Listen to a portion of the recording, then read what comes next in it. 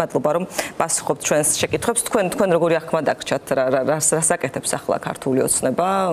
სამი კვირის შუალედით ხან გეგმავს ნაციონალური მოძრაობის საკრძალვას, ხან ამბობს რომ გადაავალოს. მე ამ კითხვაზე პასუხი გავეცი დაახლოებით 10 დღის წინ, როდესაც უბრალოდ მოსაზრება გამოვთქვი იმასთან დაკავშირებით, რომ ვერ წარმომედგინა როგორ შეიძლებოდა ქოცებს ნაცები გავეუქმებიათ, იმიტომ რომ სიტყვა ნაცის ადგილს რა დაიკავებდა მათ ლექსიკონში, იმიტომ რომ იცით რომ რაღაც 10-დან 3 სიტყვა მაინც ნაცია, რასაც ქოცები ამბობენ. შესაბამისად მტრის სინონიმად რა სიტყვა იქნებოდა ჩვენთვის წარმოუდგენელი, სანამ ამას არ გავიგებდი, მე ვერ დავიჯერებდი ნაცების გაუქმების შესახებ მოარულ ჭორებს და ეს ახდა, უბრალოდ უფრო მალე ახდა, ვიდრე ვინმეს წარმოედგინა. რადგან ანუ შეუძლებელია ქოცები და ნაცები ერთად არსებობენ. ისინი ერთმანეთს კვებავენ, ერთი მედლის ორი მხარეა. და ახლა უცბად ქოცებმა გააუქმონ თავიანთი მედლის მეორე მხარე, მე ეს წარმოუდგენლად მეჩვენებოდა. ამიტომ ფიქრობ, რომ ჩვეულებრივად სხვა არაფერს შუაში არ უბრალოდ ნაწილი იყო თავიდანვე, როცა შემოიტანეს ეს თემა დაპირების ნაცვლად, თავარი დაპირება ეს იყო, ხო, სოციალური თავარი დაპირება ეს იყო, ამიტომ რაღაც ხონდა გაეკეთებინა თვითონ თავარი დაპირების შესასრულებლად. თავიდანვე ტაქტიკის ნაწილი იყო, რომ დღის წესრიგში გაეჩერებინათ ეს თემა და სიამბლეში არ აპირებდნენ, არც კი აპირებდნენ მსგავს რამეს? არა, ნუ შეიძლება ვიღაცა აპირებდა ქართულ ოცნებაში, შეიძლება ვიღაცას ჰქონდა ასეთი აზრი, მაგრამ თქვენ ხო წარმოგიდგენიათ, რომ რამხელა მასალა გამოეცლებოდა ხელიდან ქართულ ოცნებას და მათ იფიქრეს, რომ მოდი ახლა კიდევ ერთი არჩევნები მოვაგებინოთ, მოვიგოთ ნაცების დახმარებით, ზოგადად ნაცების გამოყენებით, ესე რომ ვთქვათ. ამიტომ მაგ ყველაფერი ლოგიკური, არალოგიკური იყო ის, აქამდე რომ ნაცების გაუქმებას იძახდნენ, თორე რანაირად უნდა მოხდეს ის, რომ ქოცებმა ნაცები გააუქმონ და მე ხალხს რა უნდა ელაპარაკონ, აი რაზე უნდა კონდეთ საუბარი, ეკონომიკაზე ელაპარაკებენ, თვითმმართველობის არჩევნებში მონაწილეობას ოპოზიციის წევრები ნაციონალურ მოძრაობა თუ არ მიიღებს და დატოვებს ამ გადაწყვეტილებას ბოლომდე ძალაში, მაშინ რას იგებს ან როგორ იგებს ოცნება? არა, ნაცმოძრაობას მე მგონი არაფერი გადაწყვეტილება არ მიუღია. მე არ მჯერა, რომ ზუსტად იგივე არგუმენტით, რაც წერამ თქვი, ნაცები რო არ არიან საფრთხე, ზუსტად იგივე არგუმენტით მე ვერ წარმომიდგენია ქოცები გავიდნენ არჩევნებზე, იმიტომ რომ და რაზეც დგანან არის ის, რომ ჩვენ თუ არა ნაცები მოვალთ და დგანან იმაზე, რომ ხალხი ამით შეაშინონ. ხა უცბად ისინი შეიცვალონ და გამოაცხადონ, რომ არა, ჩვენ გამოვსწორდით და ნაცებით აღარ შევაშინებთ ხალხს ნაცებით. ასე არ გამოვა და ამიტომ ძალიან ბუნებრივია ის, რომ ეს არჩევნებიც იქნება სხვა არჩევნები უთვალო. არა, ნაცები თუ არ გავლენ ამ არჩევნებზე, არა, ნაცები გადიან არჩევნებზე. ანუ არაფერი ხარ თამაში, ისინი ამბობენ, რომ არ აპირებენ თვითმმართველობის არჩევნებში მონაწილეობას. ჩვენთან იყო ლევან ხაბეიშვილი სტუმრად და მე როცა ვკითხე, რომ აი მართლა ამას აპირებ თუ არა, მან თქვა, რომ ჩვენ არ მიგვიღია ასეთი გადაწყვეტილება. ამიტომ არანაირი საფუძველი იმისი, რომ ნაცები არჩევნებზე არ გადიან, ბუნებაში არ არსებობს. ანუ უბრალოდ ახლა რო თქვან, რომ არჩევნებზე გავდივართო, ეს ყველას უტყდება, იმიტომ რომ მაშინ რატო ჩახსენდი სიები. და რატო თქვათ, რატო არის გახარიას დანამუსება იმაზე, რომ რატო არ ჩახსენდი შენ სიები, იმიტომ რომ შენ ხო ახალი არაფერი არ შესთავაზე საზოგადოებას. ამიტომ აი ეს რო არ გახდეს აქტუალური თემა, ჩემი აზრით ნაცები უბრალოდ ხალხს დააყენებენ ფაქტის წინაშე, ზედარჩევნების წინ მიიღებენ მონაწილეობას და ზედარჩევნების წინ ასევე ვერ შეთანხმდებიან ვერაფერზე, იმიტომ რომ ქოცების მოგების რეცეპტი არსებობს. ჩვენ ეს რეცეპტი დავდეთ, მათ შორის ამ არჩევნებზე. ის რომ ყველა თავისი რაღაცა პარტიული გენიალური ლიდერი კი არ წარადგინოს მერის კანდიდატად, არამედ დაახლავე გაიხსნას ეთერები იმასთან დაკავშირებით, რომ მოვძებნოთ ადამიანი, რომელიც არ არის პარტიული, რომელსაც აქვს რეპუტაცია თავის პროფესიულ სფეროში მოპოვებული და ერთ ასეთ ადამიანს თბილისის მერად დაუჭიროთ ხარი. თქვენ იცით, რომ არჩევნები გყავთ ისე ვინმე მოაზრებული წარმოგიდგენიათ, ასეთი რომ არსებობდეს ბუნებაში, აი არ ვიცი რომ მივხვდეთ რას გულისხმობთ, ვინ არის ასეთი? აი, ვინ არის ასეთი? მე რო ახლა ვინმე დავასახელო, იმას ეგრევე ჩათვლიან, რომ აი ეს გირჩის კანდიდატი არა და ასეთი გირჩის კანდიდატი არ არსებობს. და სწორედ ეს რომ არ არსებობს, ეს არის პრობლემა. ამიტომ უნდა და არც უნდა იყოს ეს მარტო გირჩის კანდიდატი, უნდა იყოს პატიოსანი ადამიანი, არა ქოცი. რომლის მიმართაც არ არსებობს ისეთი ტიპის პრეტენზიები, რომელიც უბრალოდ გაანადგურებს წინასაარჩევნო კამპანიას მარტივად, მაგრამ ასეთი ადამიანის პოვნა მე დარწმუნებული ვარ, ერთი ასეთი კაცის პოვნა ამ ქვეყანაში შესაძლებელია. უბრალოდ მე არ მგონია, რომ ვინმეს უნდა მოგება ქოცების. მთელი პრობლემა ამაში მდგომარეობს. არც გახარიას არ უნდა ქოცების მოგება, არც ნაცებს არ უნდა, არც 4-5-9-25-დან არავის არ უნდა ქოცების მოგება. სწორედ ამიტომ დავაზუსტებ, პრობლემა ის ხომ არ არის, რომ შეიძლება ასეთი კაცი არსებობდეს, მაგრამ ოპოზიციის შეთანხმების იმედი არ აქვს. არავის ან ხალი არსებობდეს კაცი პირობით. არა, ოპოზიციის შეთანხმების იმედი რატომ არ არსებობს ასეთი, მაგრამ კითხვა ხო ეს არის, რომ ხო ყველანი ჩვენს გარდა 4-5-9-25 ხო იძახის იმას, რომ რუსები მოვიდნენ და სადღაც ჩელიაბინსკის სადღაც ვიღვიძებთ. ხო ამობენ ამას. შენ თუ გესმის, რომ მართლა ჩელიაბინსკში იღვიძებ. ამ შემთხვევაში რას ნიშნავს ის, რომ მე მყავს ყველაზე ღირსეული კანდიდატი? ვინ ღირსეული კანდიდატი? ღირსეული კანდიდატი რომელი ოპოზიციონერს ყავდეს, აქამდე გვეწოდინებოდა. ან რას ნიშნავს ის, რომ მე არ მივიღებ არჩევნებში მონაწილეობას? რო გამოხვედი პარლამენტიდან და იქ არავინ არ ზის. დაიქცნენ ხოცები, რამდენი ულანძღი ვართ ჩვენ წინა პარლამენტის წევრები იმის გამო, რომ თქვენ რო არ შესულიყავით პარლამენტში ხოცები ჩამომხმობდნენ. აჰა, ხო არავინ არ არის ახლა პარლამენტში ჩამოვიდნენ ხოცები. არა აქვს ლეგიტიმაციის კრიზისი. არა, რა ლეგიტიმაციის კრიზისი, კაცო, ლეგიტიმაციის კრიზისი ხოცებს ექნებოდა სულ. ანუ ლეგიტიმაციის კრიზისი. საქსირებული პოლიტიკური ელიტა ახლა კარგ დღეშია ოცნების?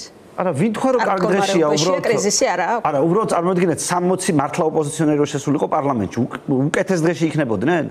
ანუ ზოგადად ის რომ რასაც უნდათ იმას ხრიალ-ხრიალი ღებულობენ კანონებს. ზოგი წევრი აღიარებს ამ 4-5-9-25-ის პარლამენტის ლეგიტიმაციას. ზოგი დადის საარჩევნო რაღაცა კომისიაში, ამ რაღაცა ჯანდაბოს კომისიაში დადის.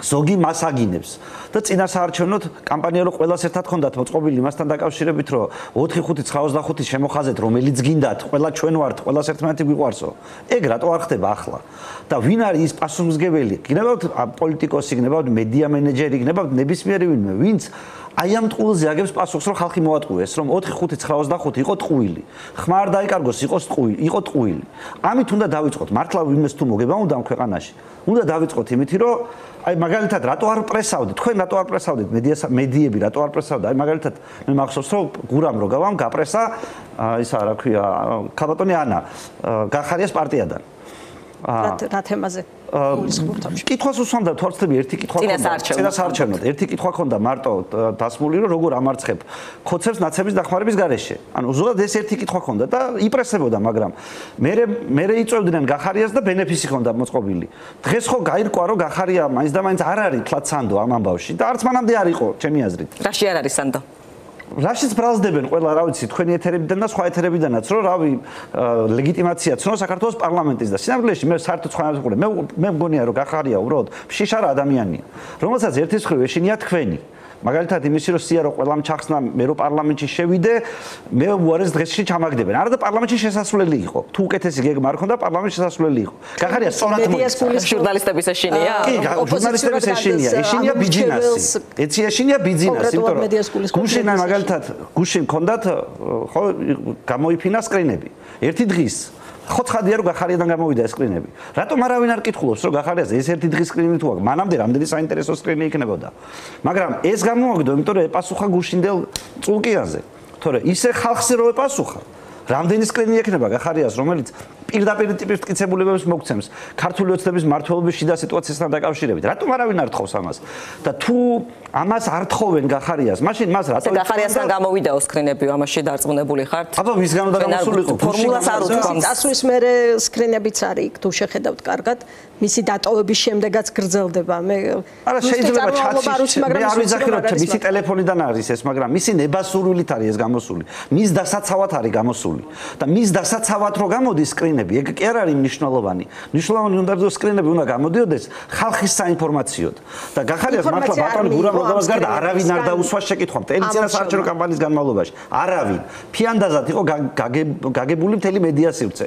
და აბა შენ გენაცვალე და აბა შენ შემოგლე და ფიქრობდნენ რომ იცი რა ეს გახარია ჩვენიანი მებრძოლია ახლა ბიზნეს უღალატებს ჩვენსკენ გადმოვა და ხალხის საინფორმაციო არ იყო გუშინდელი სკრინები. გახარიას გუნდის მონაწილეობით რაღაც მედიისკენ მოდის ხოლმე სულ ის რა ჩვენ მართლა მგონია რომ მედია სადაც იყვნენ ისინი. მე მაინც მგონია რომ მარტო მედია არაფერ შუაში არ არის. არის პოლიტიკური პარტიები, იმიტომ რომ მედიები პოლიტიკურ პარტიებს ექვემდებარებიან. მაგრამ ზოგადად ჩვენ თუ გვინდა გამოვიდოთ ამ ტოქსიკოზიდან, სადაც ახლა ვიმყოფებით. სადაც უბრალოდ არავინ ერთმანეთს არ ენდობა, ყველა ერთმანეთთან არის დაპირისპირებული, რითაც ხოცები სარგებლობენ.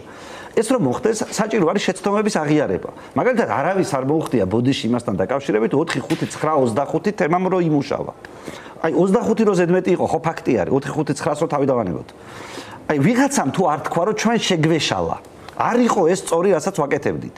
როგორ გინდათ რომ დაისტარტოს სიტუაცია თავიდან და როგორ გინდათ ახლა მე ვენდო ვინმეს აი სანამ ვინმე არ აღიარებს რომ ეს შეცდომა იყო რაც ჩემ წინააღმდეგ ხდებოდა წინა საარჩევნოდ ყველაფერს თავი დავანებოთ და აი ეს რაღაცა ცრუ ოპოზიციონერები რომ მოიყვანეთ ვითომ ოპოზიციონერებად რომელმაც ჩააბარეს 60 კაცის მანდატი ქოცებს უბრალოდ აი ადგენენ და აჩუქეს ხალხმა რამდენი იომა ამ ზეწოლის პირობებში ამ რაღაცა დაშინების პირობებში რამდენმა სამსახური დაკარგა ყოველდღიურად ათავისუფლებენ ხალხს რომელიც იყო ოპოზიციის არის ამორჩეველი. ამ ხალხმა იქ შეიყვანა 60 კაცი. ერთი 60 კაცი უნდა ყოფილიყო მართლა. თქვენც არ გეყოთ ერთგვარ პოლიტიკური წონა თუ ქარიზმა რომ დაგერწმუნებინათ თქვენს იმედში. ხო გახსოვთ როგორ მებრძოდით? ჩვენი ეთერი ყოველთვის ღია იყო. არა, რას ლაპარაკობთ რა, ყოველთვის ღია იყო. ყოველთვის იყო სამანძღავა. არა, მე ხო არაერთ ფორმატში შევსაუბრობ მარტო. მე გეუბნებით მედია სივრცე იყო მომართული ჩემი ლანძღვისკენ. ზოგადად იმიტომ რომ ვიღაცა ადამიანი ვინც ამბობდა რომ მე ყველასთან ვითანამშრომლებ საქმეს რო დაჭირდეს. სინამდვილეში ამით კოცებს ხმას ვარტებ და თქვენ გინდოდათ ყველაფერს აკეთებდით იმისთვის რომ კოცებმა ხმა არ წაგვერთვია. უნდა გველანძღა ბიძინა. ფიანდაზად ვერ გაიგება ხო რა ვიცი. არა, ფიანდაზად იყავით გაგებული 4-5-9-25 ხო იყავით გაგებული ფიანდაზად. არ გახსოვთ კაცო, ნახევარ წლის წინ იყო. მე მაგრიტიკებდი. ვერ მივიღებთ. თქვენზე არ თქვენ ორ ადამიანზე კი არა. მეგობრებო, ზოგადად მედია სივრცეს. ხო და სანამ ეს მაგალითად ხო გესმით რომ TV პირველი უბრალოდ ლოცულობს იმაზე, რა ქვია, ხაზარაძეზე. მე აგისურვებთ რომ თქვენ მაინც არ დაიწყოთ ლოცვა ხაზარაძეზე, ზომიერება შეინარჩუნოთ, მაგრამ სანამ აქედან არ გამოვალთ, სანამ ჩვენ თვეში ერთხელ რომ მიწვევთ არა პრემიუმ ეთერში. აქედან ხო უნდა გამოვიდეთ და ხო უნდა ვთქვათ რომ მოდი ხალხო დავსერიოზულდეთ, იმიტომ რომ მართლა ჩელიაბინსკში ვიღვიძებთ, ან არ ვიღვიძებთ. მაინც მედიას აბრალებთ ბოლოს ყველაფერს მოკლედ. არა, მედია არის მედიის ბრალია თქვენი. არა, მედია არის ის, ვინც ამორჩევლის გემოვნებაზე ახდენს გავლენას. მედია და პოლიტიკურმა პარტიებმა ერთად შეიმუშავეს ტაქტიკა, რომლის მიხედვითაც 4-5-95 იყო, ასე ქვია, 64, ხოლო დანარჩენი იყო ჯოჯოხეთი.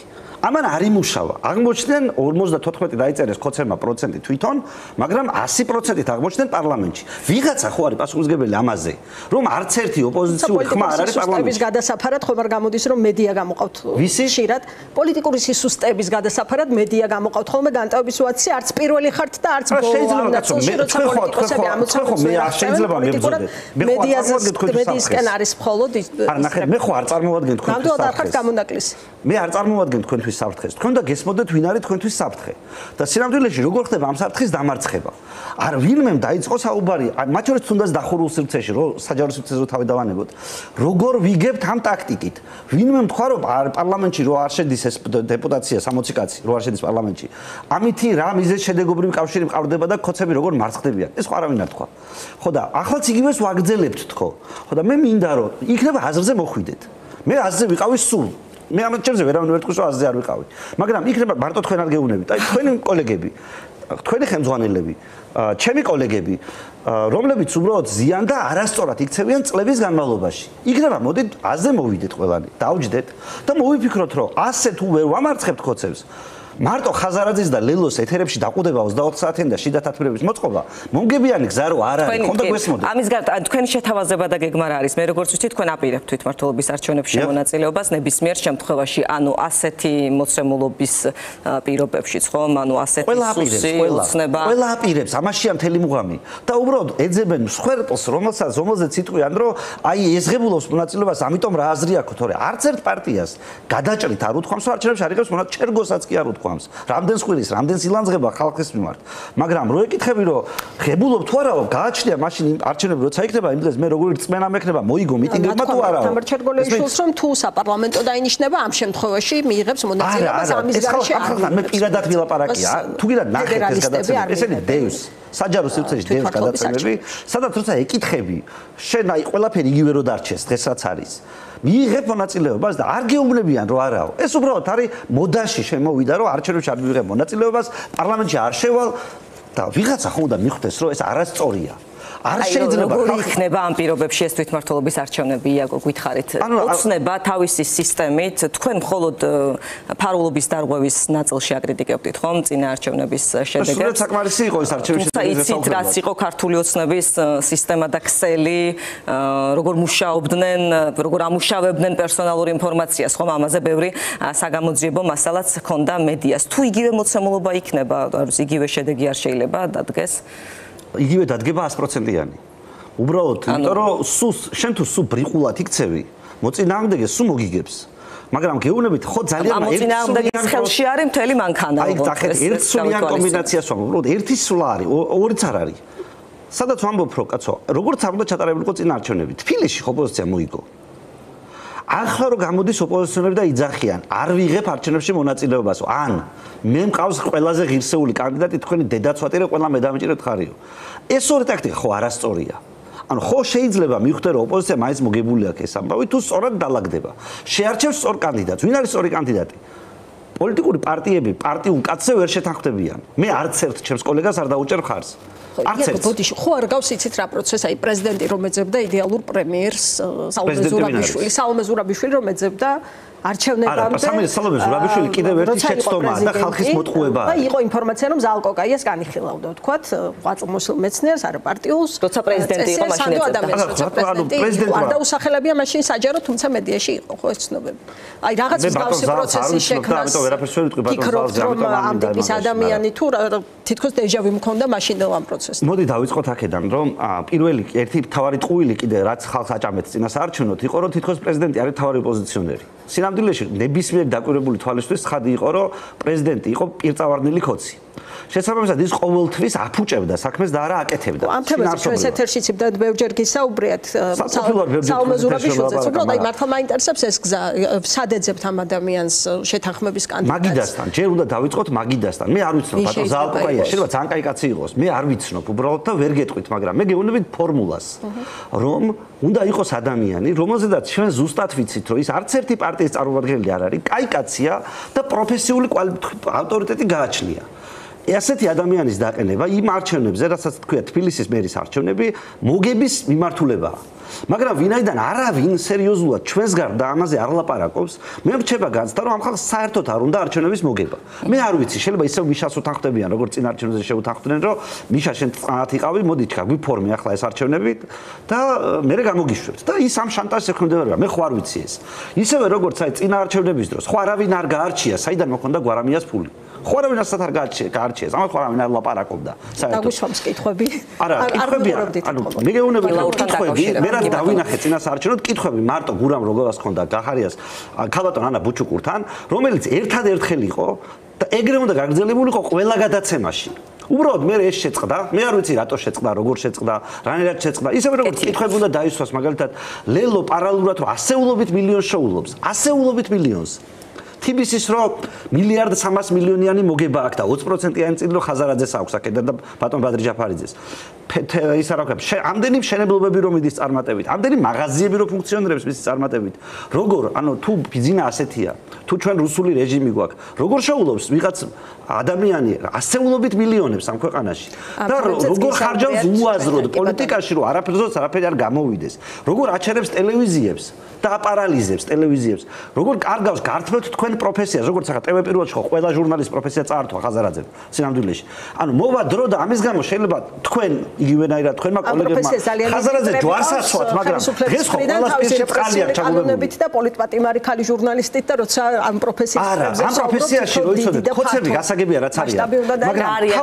მაგრამ იაგო მინდა რომ ივანიშვილზეც გითხრათ ის დღეს როგორ მდგომარეობაშია, ქართული ოცნება დღეს როგორ მდგომარეობაშია, რაცა ამდენი სანქციით არ აღიარებით, თუმცა არც პირიქით გაკეთებული ოფიციალური განცხადებებით დასავლეთიდან, ქვეყნის შიგნით ზოგჯერ მინელებული, ზოგჯერ დიდი პროტესტით. ბიძინა მაშინ მდგომარეობა დამოკიდებულია იმაზე, შეინარჩუნებს თორა ხელისუფლებას. თუ ხელისუფლება ხელიდან გაუარდა, ძალიან მძიმე მდგომარეობაშია, იმიტომ რომ ფაქტობრივად არსად არ აქვს წასასვლელი.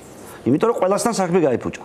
მაგრამ ეს მისი მარტო თვითონ არ ჭერს, მის გუნდელების დიდ ნაწილს აჭერს, მაგრამ ეს მისი უპირატესობაც არის, იმიტომ რომ ყავს ერთგული ადამიანები, რომლებსაც ასევე მისიქით გზა არ გააჩნიათ და ყველაფერს გააკეთებენ მის დასაცავად. ჩვენ ეს უნდა გავიაზროთ სერიოზულად და წარმოიდგინეთ, რომ ამის გააზრება სად უნდა ხდებოდეს? უნდა ხდებოდეს მედია საშუალებებში, რომელიც ლელოს აქვს პრივატიზებული და ბოდვებით აქვს დაკავებული საკმარისი იქნება ქვეყნის შიგნით, იაგო, არ ვიცი, თუ გარედან დაასანქცირეს, აი ხა დიდმა ბრიტანეთმა თუ დაასანქცირა ივანიშვილი და ასანქცირა რუხაძეც მიაყოლა, ყობახიძე ეყოფა და არ ვიცი, მდინარაძე და ანდრე ოხანაშვილი ქვეყნის. თუ მეორე მხარეს არის სიშლეგე და არა აზრი, მაშინ ეყოფა. თუ მეორე მხარეს არის აზრი და ადამიანები აზრით, ანუ ერთიანდებიან მოაზროვნე ადამიანები, მაშინ არ ეყოფა. მაგრამ ივანიშვილი ჭკვიანი ადამიანია. ის მას თავისი ხალხი ყველგან ყავს შეგზავნილი. რაც ახლა ქართულ მედიაში ხდება, ეს ივანიშვილის დამსახურებაა. უბრალოდ ვიღაცების ხელით. ზოგჯერ ხაზარაძის ხელით ხდება ეს, ზოგჯერ სხვა ვიღაცების ხელით ხდება. არ მინდა ყველა სახელი დავასახელო. მაგრამ მე თქვენ გეუბნებით ჟურნალისტებს. თქვენ ხო იცით რომ ჩვენ არ გვაინტერესებს გვიწევენ თუ არა სადმე არ გვიწევენ. არ გამოვიდეს რომ ივანიშვილი დიდი დემოკრატია. არ მithქვამს რომ ივანიშვილი დიდი დემოკრატია თქო. ამ მსგავსი არაფერი არ მithქვამს საერთოდ. გამოვიდეს რომ პასუხისგებლობა. მაგრამ გეუბნებით რომ ივანიშვილი რაც არის მე მესმის მისი. ის არის ხელისუფლებაში, სხვა გზა არ აქვს, უნდა შეინარჩუნოს ხელისუფლება, თორე არანაირი გარანტიები არ ექნება ხელისუფლება თუ არ ექნება, მაგრამ მე არ მესმის თქვენი კოლეგების, მე არ მესმის ჩემი კოლეგების. იმიტომ რომ ისინი ხო არ არიან გამარჯვებული ივანიშვილის მდგომარეობაში. ისინი ხო ყოველდღურად ჩვენ დავკარგეთ პროფესიები. როგორც თქვენ დაკარგეთ პროფესიები, ისე მე დავკარგე პროფესია მეორე. რომ არ დავკარგოთ პროფესია. არა, დაკარგულია ეს პროფესია, დაკარგულია, რასაც ბიძინა ივანიშვილი ვერ გაკარგვინებთ. თქვენზე არ გძახიან, თუმცა შეიძლება ინფორმაცია არ მქონდეს. ტევ პირველს ხო ხაზარაძემ დააკარგვინა. რა გაუკეთა მაგალითად განსხვავებული ივანიშვილმა იმედს, რაც ხაზარაძემ არ გაუკეთა ტევ პირველს. ამას იმიტომ გეუბნებით, რომ თქვენზეც არის საუბარი, რომ ხაზარაძესკენ მიდიხართ. და გეუბნებით, რომ მოდი თავი დაიცავით ამისკენ და იბრძოლეთ თქვენი პროფესიული დამოუკიდებლობისთვის და როდესაც ვიღაცა გეტყვით, რომ აი ამას რატო არ მოიწვიოთო, კითხვა დასვით, რატო არ იწვევთ. ჩვენ ხო ყველაზე საინტერესო რესპონდენტები ვართ ამ ქვეყანაში. და ხო დაბლოკილები ვართ. თქვენი ეთერი არის ღია, თქვენთვისაც არის ღია და არის ყველა რესპონდენტისთვის მარტივი შესაძლებლობია, მარტივი დასანახია. ბევრჯერ დღეს რაღაცა მედიაზე გქონდა წილი. ვიარეთ, თავშიც, შუაშიც, ბოლოშიც, ყველგან. მედია არის, უნდა თუ ჩვენ გვინდა რომ დავამარცხოთ თუ ჩვენ გვინდა რომ რამე შეიცვალოს ამ ქვეყანაში პოლიტიკური დენტობა ჩვენ ჯერ ვითომ ჩვენსკენ ზოგჯერ საკუთარი თავითაც უნდა დაიწყოთ თვითკრიტიკა. არა, ჩვენ საკუთარი თავის იდენტობა თუ გირს არ აქვს, არავის არ ექნება ამ ქვეყანაში. ჩვენ იდენტობა გვაქვს. ჩვენი პრობლემა ამაში მდგომარეობს, რომ ყველა ქოცების და ნაცების ჩვენს დამალვას ცდილობთ ქართველი ხალხისგან და ამითი თქვენ ზიანდებით. ამით ზიანდება პოლიტიკური პროცესი ზოგადად. ამით დაზიანდა ის ხალხი, რომელიც პარლამენტში შევიდა და ვერ შევიდა. ზოგადად. და არაფერი რომ არ ხდება ამ ქვეყანაში, ეს ხდება იმიტომ, რომ ყველაფერს ქოცები ურევენ, ზოგჯერ ამის ხელით, ზოგჯერ იმის ხელით. მე მინდა გითხრათ, რომ არ უნდა იყოთ გამოსაყენებელი სათამაშო იმ ხალხის, რომელიც უბრალოდ პროფესიას გართმევთ. დიდი მადლობა. მადლობა თქვენ. იაგო, მადლობა. იაგო ხვიჩია, გირჩიდან იყო ჩვენი სტუმარი, პასუხობდა ჩვენს შეკითხვებს.